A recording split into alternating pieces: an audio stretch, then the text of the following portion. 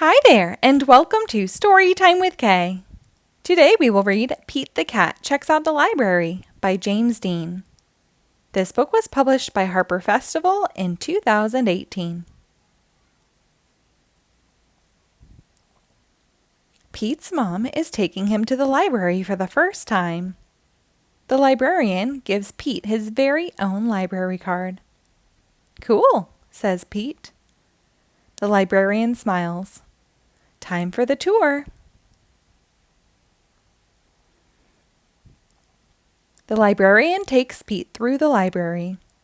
There is a big desk where people wait to check out books. Pete sees some of his friends reading at a long table. It's very peaceful and quiet. How relaxing. The librarian takes Pete to her favorite room. There are lots of Pete-sized chairs and tables and shelves. There are books of every shape, size, and color. "What do I do now?" Pete asks. "Now you read a book," the librarian says. "Which book should I read?" asks Pete. "You can read any book you like," says the librarian. Pete looks around. There are so many books.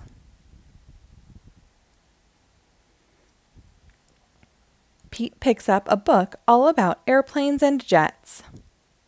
He reads it and pretends he is a stunt pilot. He flies a super fast jet and does loop-the-loops and spirals high in the sky. Then Pete finds a book with dragons, wizards, and unicorns on the cover. He reads it and imagines that he is a powerful wizard, using magic spells and a special wand to defend his castle against a fire-breathing dragon. Next, Pete opens up a book about spiders and insects. He reads it and imagines that he is a scientist studying all types of critters in the wild. He has to be very still to study some critters, and very fast to study others.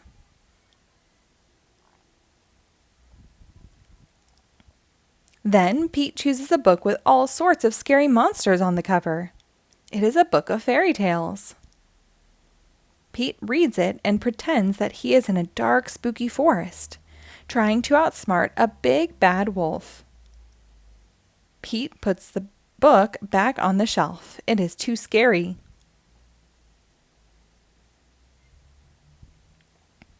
Pete opens up a book about the pyramids in Egypt. He reads it and pretends that he is an explorer riding a camel across the desert and climbing to the top of a giant pyramid.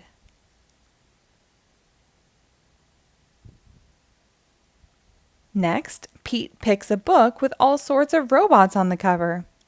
He reads it and imagines that he is a robot at a robot dance party. His arms and legs are whizzing sounds when he moves. When Robot Pete speaks, he says, "Bleep, bloop, bleep." Next, Pete picks up a book about superheroes. He reads it and makes believe that he is a superhero. He flies around the city in a colorful cape, chasing bad guys and saving the day.